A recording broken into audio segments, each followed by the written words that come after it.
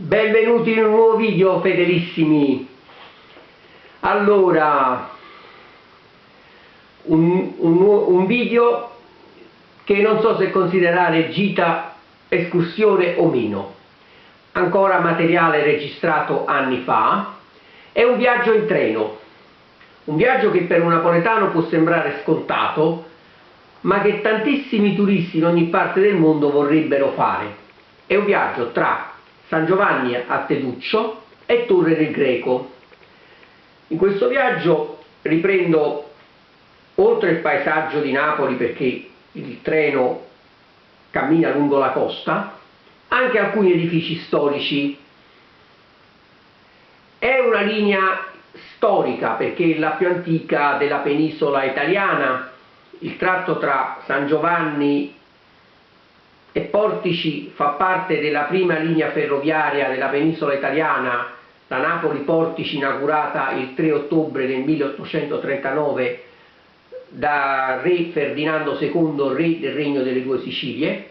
E il tratto tra Portici e Torre del Greco è il secondo più antico d'Italia, che fu inaugurato nel 1841 e che anticipava di 7 anni la Firenze-Prato del Granducato di Toscana, che aveva come stazioni terminali la Granduchesca e la Leopolda. Per cui effettivamente ci sono molti motivi per cui questo è un viaggio particolare. Ho fatto le riprese la sera, non anticipo niente altro del video, godetevi il video.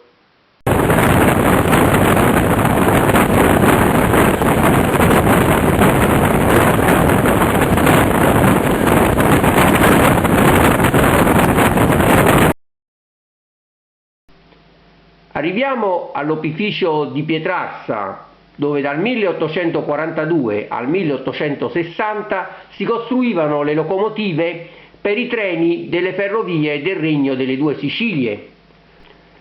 Questa fabbrica fu inaugurata da re Ferdinando II. Il decreto che istituiva l'opificio di Pietrarsa fu emanato il 6 dicembre 1840 da re Ferdinando II.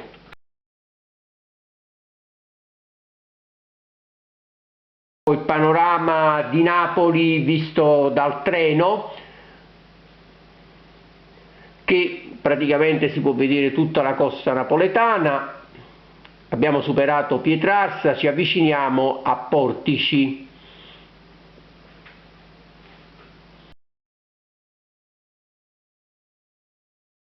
Questo è il tratto ferroviario più antico della penisola italiana.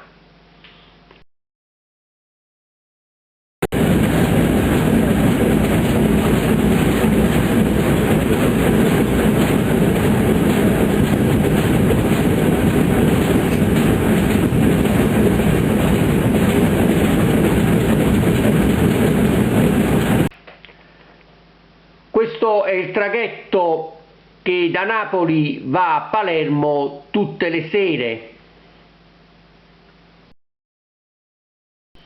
Ora siamo al porto del Granatello, nel comune di Portici,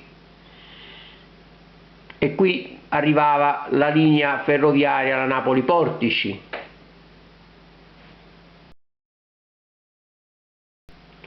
Superati gli edifici del CNR, inizia il tratto ferroviario tra Portici e Torre del Greco.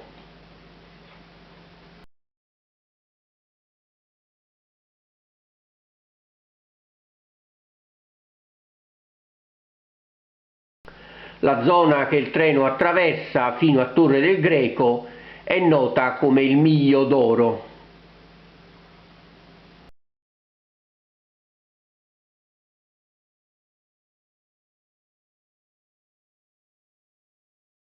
Ora viaggiamo verso il porto della Villa Favorita, che è nel comune di Ercolano, da non confondere con la Reggia di Portici, che sono due edifici e due complessi distinti.